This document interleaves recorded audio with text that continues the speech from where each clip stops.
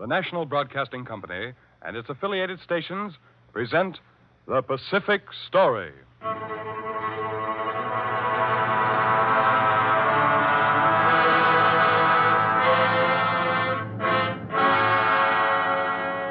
In the mounting fury of world conflict, events in the Pacific are taking on ever greater importance. Here is the story of the Pacific and the millions of people who live around this greatest sea. The drama of the peoples whose destiny is at stake in the Pacific War. Here is the tale of the war in the Pacific and its meaning to us and to the generations to come.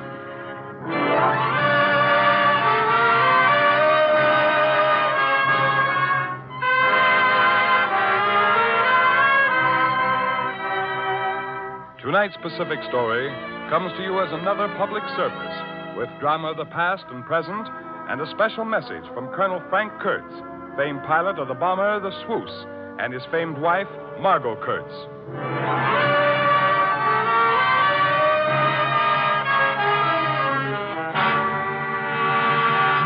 Japan's Secret Police.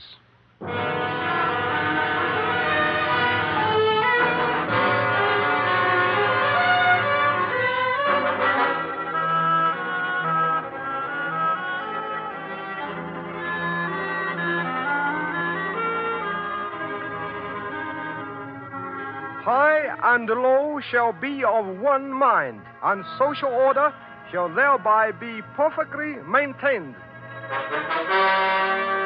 That is the Japanese way of saying that if you know what is good for you, you will think as we wish you to think. Any other thoughts are dangerous thoughts. Today, after years of this thought control, the Japanese think as they are directed to think, and therein lies one of their great powers.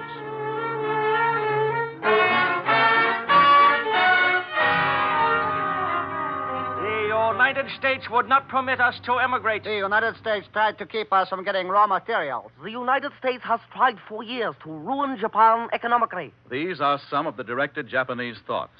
And here are some more. The United States tried to keep us from developing a fleet. The United States tried to block our expansion. The United States tried to destroy our trade in Asia. These are the thoughts that the government wishes the Japanese people to think.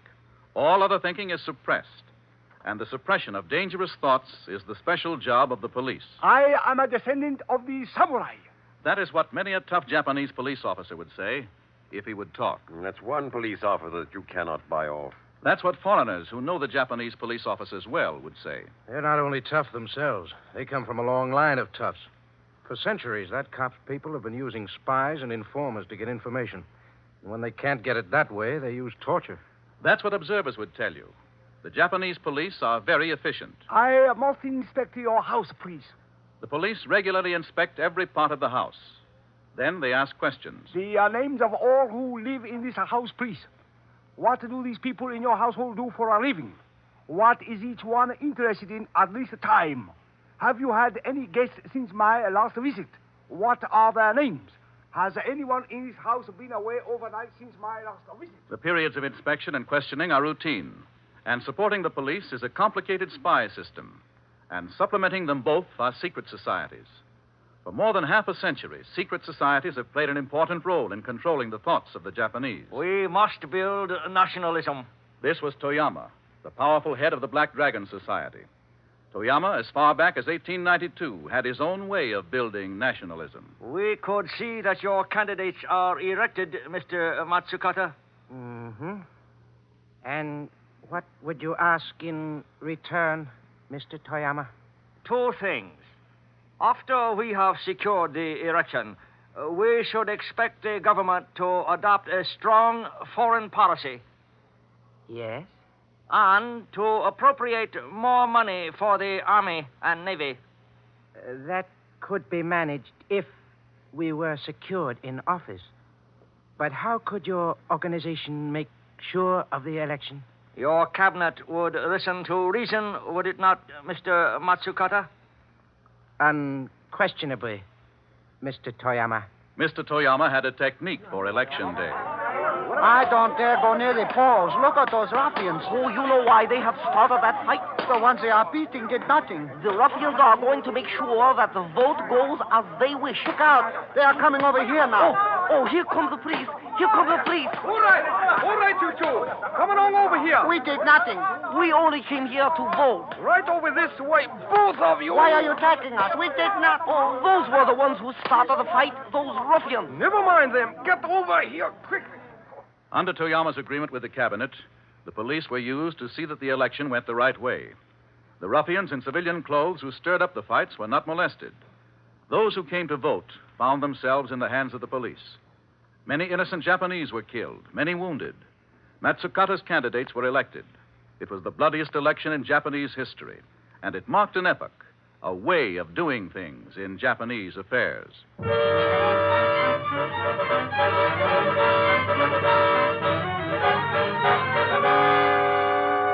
With this attack upon the people, thinking Japanese saw what lay ahead of them in politics, in thought control, and in the formation of national policy. Liberal elements were to be suppressed. What the people were to think and how they were to act were to be determined by those in power. By the time of the Tokyo-Yokohama earthquake in 1923, the police had become an active tool of this policy.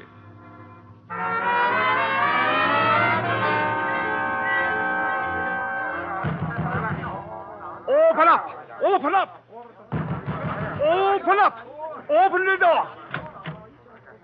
What do you wish? You are Professor Unagi? Yes, what do you wish? Take him, Kenji. But I have done nothing. I have stayed in my house all through the earthquake. Your house will be searched for seditious literature. Now, get him out of the way, Kenji. Search every room in the house. Bring out all his books and papers. Where are you taking me? I have done nothing. The earthquake gave the police the opportunity to search for what they called criminal thoughts. From this time on, the relentless drive to control all thought continued. The government issued orders. Confidential. 3 million yen will be spent to wipe out dangerous thoughts and to improve the minds of the people. A detective system will be established throughout the schools to watch the trend of thought among students. This was the confidential information. Soon it was translated into action. Effective at once. This study of politics is forbidden in the middle schools. The boys were to be taught what the powers wished them taught, and nothing else. Effective at once. The instruction of a university students in political thought will be taken over by the police. Police and their spies kept a close watch on university students, particularly the brighter ones. The receptive mind is our greatest danger. Ideas cling to them like steel to a magnet. It is therefore necessary that all large gatherings be policed and all meetings of the intellectuals supervised. No dangerous thoughts were to be given a chance to fall upon fertile soil, nor to grow if they did fall. Effective at once, all students will be given periodic examinations to determine if they have dangerous thoughts. Those found with such thoughts will not be permitted to develop into readers. But it may not be possible to determine through these examinations if a student has dangerous thoughts. The examinations will only be part of it. One with dangerous thoughts will somehow, somewhere speak them. We will have monitors to check on them. Even monitors will not be enough. We will see that there are informers in each group around those suspected of dangerous thoughts. And those with dangerous thoughts will not be awarded diplomas.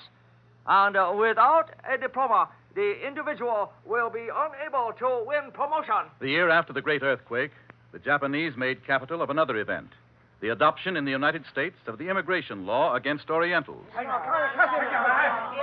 Down with America! Hate everything American! A frenzied mob gathered in front of the United States Embassy. Signs and banners against the United States were held high over the milling mass. Japan must never forget July 1st, when America inflicted intolerable insults upon us. Cut down the American flag! Rip it down! The flag was dragged down. A hostile attitude was fomented against foreigners. All foreigners are inferior to Japanese. This was the line of thinking that was advanced. But more actively, the Japanese took steps to see that all foreigners were watched as never before. And the next year, they put teeth into their thought control by passing what is known as the Peace Preservation Law. Under this law, enforced by the police, anyone guilty of thinking anything but the prescribed thoughts could be arrested. You are a student, Awagami. No, sir. I did not finish university. Were you a good student? I won many honors during my first 3 years. Ah, yes. Oh, why did you not complete your education? I wanted to, but somehow I was prevented from finishing. Oh? Who prevented you? I do not know, but I was not permitted to finish. Could it be that you were not acceptable because of your activities with a society such as this one you have been trying to organize? I have not been trying to organize a society. Have you ever talked about such a society? I have heard talk about it. Where? I never paid much attention. What did you hope to accomplish by such a society? I had nothing to do with the society. Ah. Then the society was actually formed. Well, what were the aims of the society? I only heard the others talking about conditions. The others? Who were they? I do not know. For your information, they are all under arrest. They are being questioned now as you are. And those who speak will, of course, be most fortunate. Now, what were the objects of the society? I do not know. You know the penalty for criminal thinking can be death? But I do not know. Kenji, take this man into the squad room and find out the objects of their society.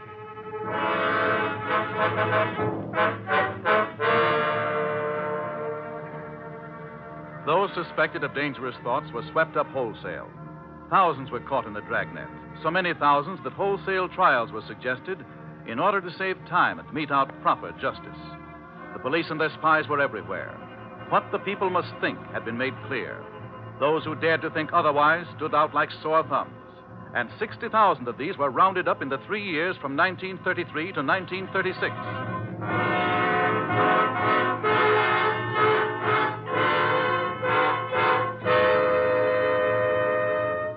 By this time, Manchuria had been invaded and occupied and pacified. Now Japan was looking ahead to its war on China. While the police continued their systematic and ceaseless control of criminal thought, other Japanese turned their attention to what the populace must think. War is the highest ideal of humanity, the father of culture and the mother of creation. This was a statement of the War Ministry. World observers in Japan saw the meaning behind it. You know what that means, Weldon? It's pretty obvious. To mean that Japan's headed for another war? Yes, but it means more than that. It's another evidence of the way the Japanese are cementing themselves into one purpose.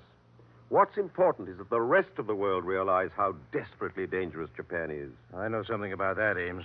They're a team. They work together. Yes, look at them in school, or in the factory, or on the playground.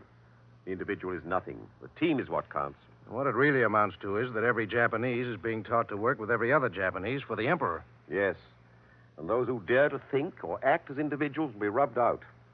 That's what the War Ministry means when it says all ideas of internationalism or individualism or liberalism must be eliminated. That means us too, doesn't it? We're not Japanese. But we're in Japan. And you can be sure that the proper people know everything we do. Foreigners as well as Japanese were constantly under the surveillance of the police. The chambermaids who cleaned their rooms, the men who waited on them in restaurants, the boys who ran their errands, the loiterers in theater lobbies, all were in touch with the police.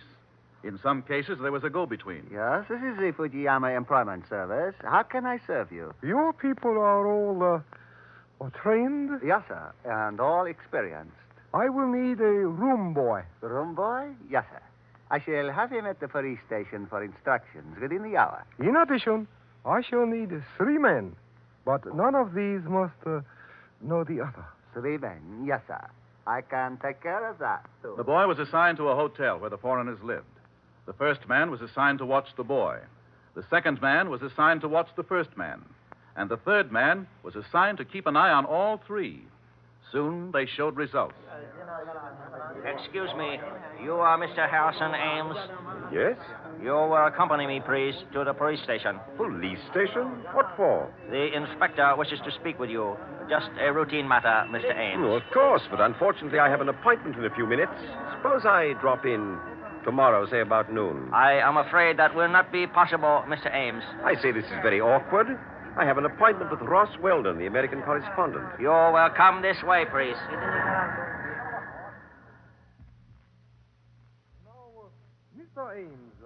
You know that Heinrich Stammer, the German minister, is visiting in Tokyo? Is he really? You know that he is stopping at the German embassy? You telling me? Mr. Ames, do you recognize this? Yes. The dispatch I sent out about Stammer coming here on a special mission. Who told you he was in Tokyo? Who told you he was here on a special mission? Oh, come now. Every correspondent has his sources. The name of your source, please. You realize that no official information has been released on the visit of Herr Stammer? Has any order been issued against mentioning Herr Stammer? Who informed you of his recent movements? Now, look here. I might ask, who informed you that I'd sent out this dispatch? I've sent out hundreds like this during my years here in Tokyo. We are not discussing how we got possession of this dispatch. And I can tell you. For the past several weeks, you've had half a dozen informers watching every move I've made. The boy who puts my room in order, the waiters who serve me in the dining room, the men who... This should convince you of your foolishness in trying to deceive us. You will save yourself trouble by telling the name of the one who gave you the information about Herr Stammer. Who was it? There's nothing to tell. We will decide that.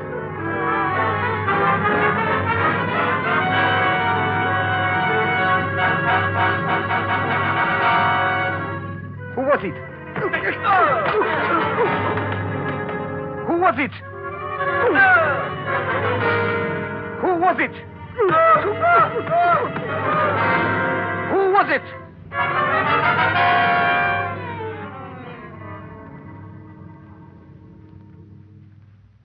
I'd like to talk with the chief of police.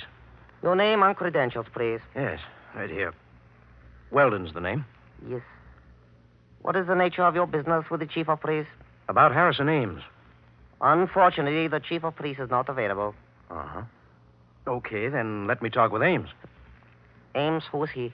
He's the Britisher. I understand that he was picked up yesterday and taken here. Ames? We have no record of anyone named Ames under arrest here. He was to have met me at the hotel yesterday. I just found out that he was arrested on the way to the hotel. Sorry, we know nothing of anyone named Ames. What charge are you holding Ames on? If the man is not here, how could we be holding him on charge? You know, don't you, that under the 23rd article of your national constitution, that you can't hold a man after sundown of the second day unless you file a specific charge against him? We know this very well. Good day. Ames was not permitted any contact with the outside. The beatings went on. He refused to give the source of his information. Under Japanese law, he could not be convicted until he confessed. And until he confessed, no specific charge could be filed against him. And unless a specific charge were filed against him, he would have to be released before sundown of the second day. But the Japanese had a way of handling this, too. Come with me. Are you going to start all over again? This way, please.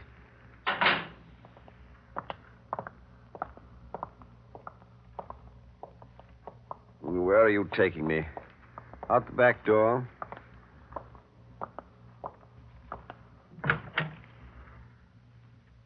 You are now free. You're letting me go? Yes. Go now. Excuse me. You are Mr. Harrison Ames? Yes. Yes, I'm Ames. You are under arrest. You will come with me. Ames was hurried into a waiting automobile and driven to another police station. There he was thrust into a small cell with 11 other prisoners. I can't breathe. I can't breathe. You're standing on my foot. Get off. Stay away from me. You're insane. Stay away. What have they got you in here for? I don't know. How long have you been here? I don't know. Days. I can't remember. Harrison Ames? Yes, I'm Ames. You will come with me. What are you going to do with me? It started all over again. Who gave you the information? Who was it? Who was it?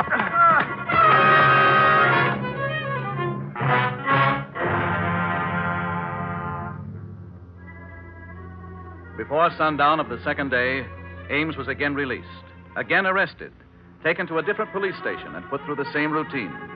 This continued until influential foreign officials were able to prove that he was at a certain police station, that he was being held illegally. He was released on condition that he leave Japan at once.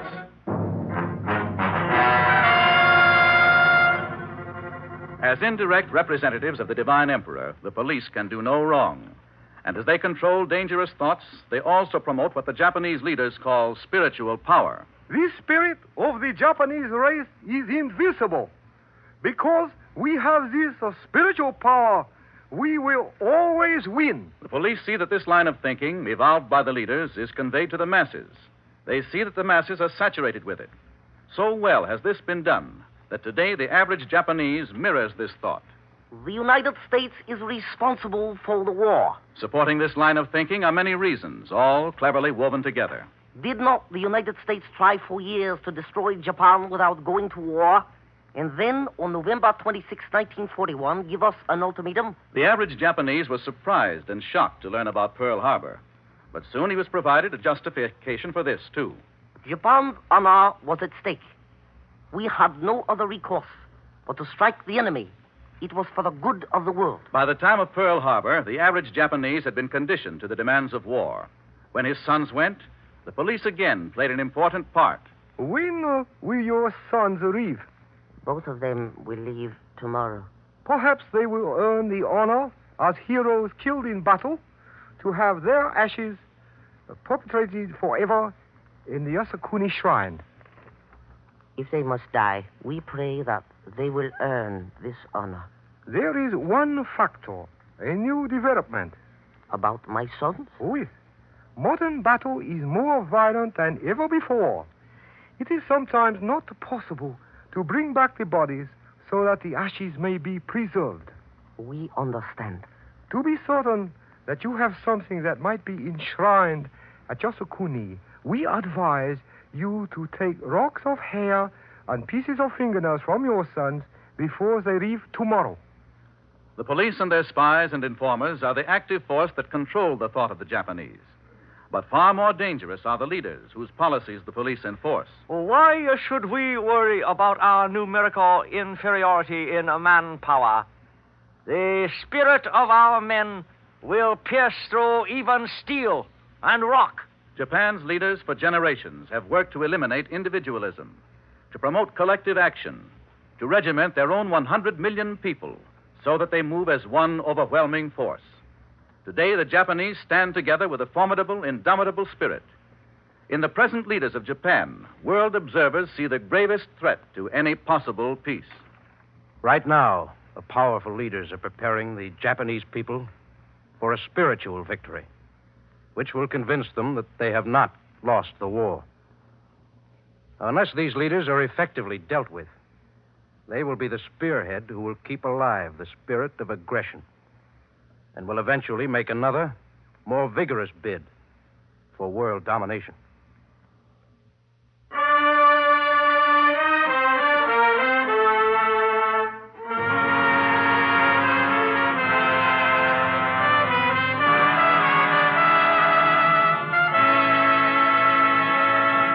Again this evening, the Pacific Story is presented in behalf of the 6th War Loan. To remind us that we have only 6 days left in which to make the campaign a success, Pacific Story presents Colonel Frank Kurtz and his wife, Margot. You'll remember both Margot and the Colonel as the hero and heroine in that great story, Queens Die Proudly. Colonel Kurtz was the pilot of the B-17 called the Luce. His wife is the girl he called from Java that night as the Japs were rushing in. Since then, he has commanded a heavy bombardment group in the European theater, flown 60 missions, and has just arrived home with 19 decorations. Margot Kurtz is the author of a new book entitled My Rival the Sky, which will appear next spring. Pacific Story is proud to present Margot and Colonel Frank Kurtz. Go ahead, Margot. You're the co-pilot. Take over. My heart, too, is an old battleground, scarred by the struggle that has so often occurred between hope on the one hand and bitter despair on the other. My mind flashes back to 3 years ago tonight. Where were you and what were you doing, Frank? I was at Clark Field, Manila, picking up, one by one, the lifeless bodies of my boys who had been bombed and strafed without a chance to fight back. And in the days and weeks following, the Luce and her crew and her sister ships were surely and gradually beaten back from the Philippines on past Celebes to Sumatra, Java, and finally to Australia. All the while, the original bomber force was being depleted, ship by ship, crew by crew. I can tell you, Americans, what Frank was thinking and feeling through all those days and weeks. It was a constant and never-ending question. What has happened at home? In God's name, aren't the folks at home going to help us out? Believe me, our current Sixth War loan is so important. If the quotas are met and oversubscribed, it will be a shout that will carry over all the oceans to every American boy, telling him that he's back to the limit, that he's our champion, that we'll never let him down. But if we should fail, then what? I assure you that every soldier, every sailor, will interpret it to mean that he's stranded, left alone, forgotten. Please, America, don't let that happen. As Frank has so often said, we're in the day-by-day business of dying. Please let us here at home engage in the day-by-day business of buying war bonds. Frank, there's so much more I could say, but what about you? As far as the men overseas are concerned, I believe you've gone directly to the point, Margot. I believe that war has never been described. It's just simply too overwhelming for little things like words to cope with. But in addition to a lot of other things, such as pain and fear and cold and absolute weariness, war is despair. It's the despair of never seeing home again. It's the despair of not being able to see the end. You hit the enemy again and again, yet he's always there. You think, won't he ever give up? So under those conditions, you have no idea what torture it is for the man in combat when he gets the idea, real or imaginary, that the people back home are letting him down. The buying of war bonds is just like a letter from his girl, or his wife, or his mother. It's a tangible something that tells him he's not forgotten, that he's being backed up, that the folks at home are planning on his return. Believe me, I'd hate to think of what the reaction would be if the GI newspapers should carry the word that this Sixth War loan had failed. Right now, so they tell me, the sale of bonds to individual buyers is not as it should be. We have 6 more days to convert this potential failure into a victory. America, I hope you won't let us down. Thank you, Margot and Colonel Frank Kurtz.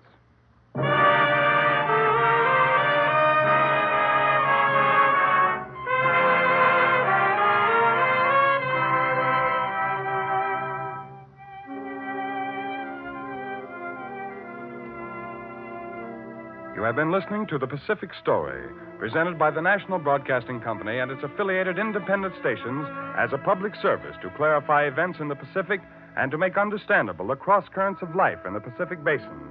A reprint of this Pacific Story program is available at the cost of 10 cents.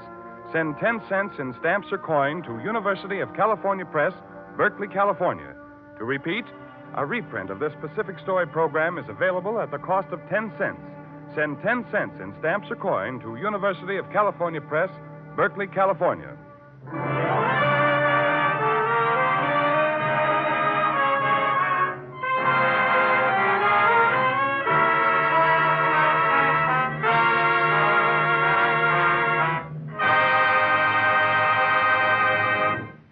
The Pacific Story is written and directed by Arnold Marquis.